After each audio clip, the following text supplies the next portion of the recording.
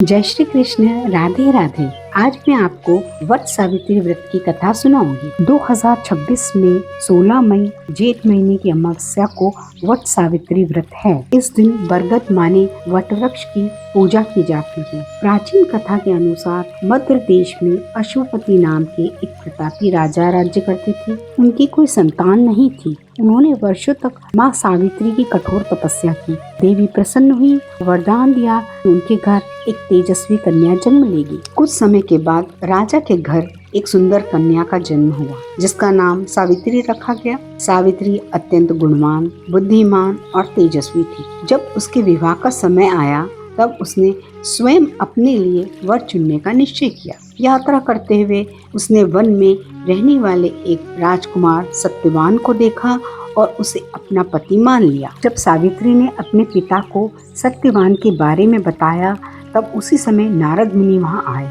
उन्होंने कहा, सत्यवान बहुत गुणी और धर्मात्मा है, लेकिन उसकी आयु बहुत कम है। विवाह के ठीक 1 वर्ष के बाद उसकी मृत्यु हो जाएगी। यह सुनकर राजा अशोपति चिंतित हो गए और सावित्री को दूसरा वर चुनने को कहा। लेकिन सावित्री बोली, आर्य कन्या केवल एक बार ही अपने पति का वरण करती है। मैंने सत्यवान को मन से पति मान लिया है, अब मैं किसी और से विवाह नहीं करूंगी। सावित्री के दृढ़ निश्चय के आगे सबको झुकना पड़ा और उसका विवाह सत्यवान से हो गया। विवाह के बाद सावित्री अपने सास ससुर और पति के साथ वन में रहने लगी। धीरे धीरे वह दिन भी निकट आ गया जिस दिन सत्यवान की मृत्यु निश्चित थी। उस दिन सावित्री ने कठोर व्रत रखा। वह सत्यवान के साथ जंगल में लकड़ी काटने गई। अचानक सत्यवान के सिर में तेज पीड़ा हुई और वह सावित्री की गोद में सिर रखकर लेट गया। तभी वहाँ यमराज प्रकट हुए और सत्यवान के प्राण लेकर चले गए। सावित्री भी यमराज के पीछे पीछे चलने लगी। यमराज ने उसे लौटने को कहा, लेकिन सावित्री धर्म और पतिव्रता की बातें करती हुई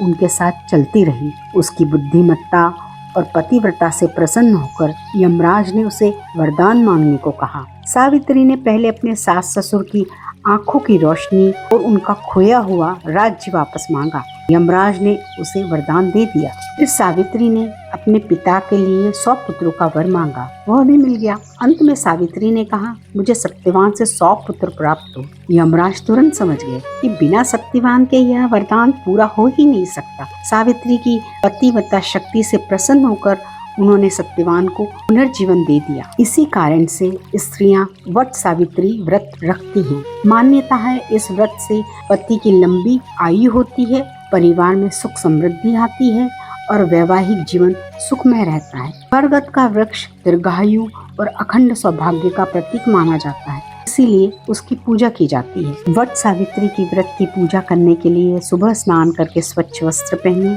रोली, अक्षत, फूल, जल बरगद के पेड़ को अर्पित करें। कच्चा सूत पेड़ के चारों ओर लपेटें। बस सावित्री व्रत कथा सुने, पति की लंबी आयु की प्रार्थना करें और अंत में दान दक्षिणा दें। वट सावित्री व्रत हमें सच्चे प्रेम, निष्ठा, धैर्य और संकल्प की शक्ति सिखाता है। अगर आपको मेरा वीडियो पसंद आया हो तो लाइक, शेयर और सब्सक्राइब जरूर करें।